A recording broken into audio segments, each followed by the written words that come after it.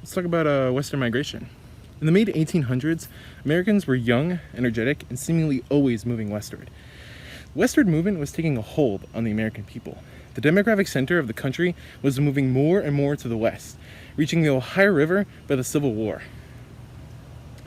But life was rough for pioneer families.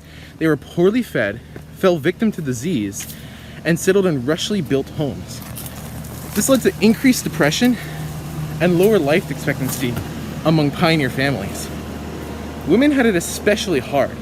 Living in cramped and secluded cabins for days or even weeks caused unbearable loneliness, leading to mental breakdowns and even madness.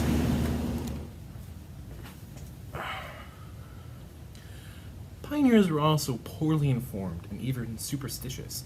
Most importantly, however, they were highly individualistic. One of the most popular pieces of literature at the time was Ralph Waldo Emerson's Self-reliance. This is a lecture essay written in 1841 that greatly reflected the growing rugged individualism at the time. Other pieces of popular literature also depicted heroic, isolated figures.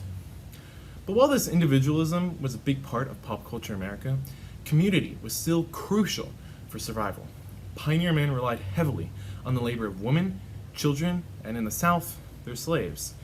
Federal and local governments also helped pave roads and canals for travel.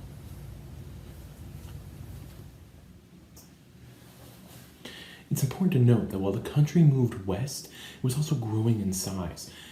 Population was doubling almost every 25 years due to high birth rates and immigration. The original 13 states was now 33, and the United States was now the fourth most populous country in the whole world. Urban growth also continued, with now over 40 cities with populations over 20,000, including New York, New Orleans, and Chicago. Unfortunately, this urbanization also brought upon problems such as impure water, sewage, and improper garbage disposal.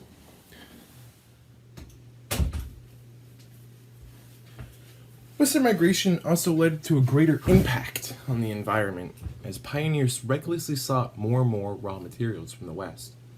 Settlers would be in a hurry from place to place, exhausting the land and leaving behind barren and dry fields.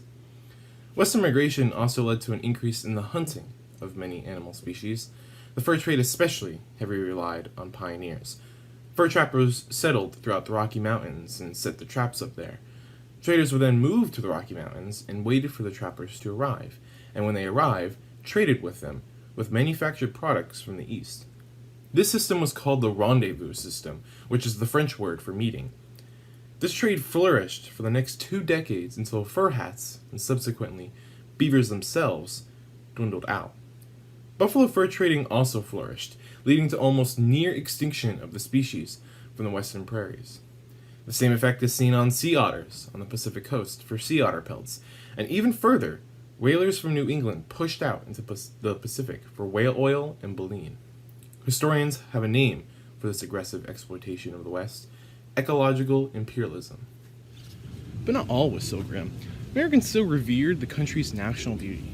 George Cotton was one of the first to advocate for the preservation of nature as national policy when he observed people slaughtering buffalo to use their tongues for whiskey. He proposed the idea of a national park, which ended up leading to the U.S. creating the national park system, the first in the world, and Yellowstone National Park in 1872.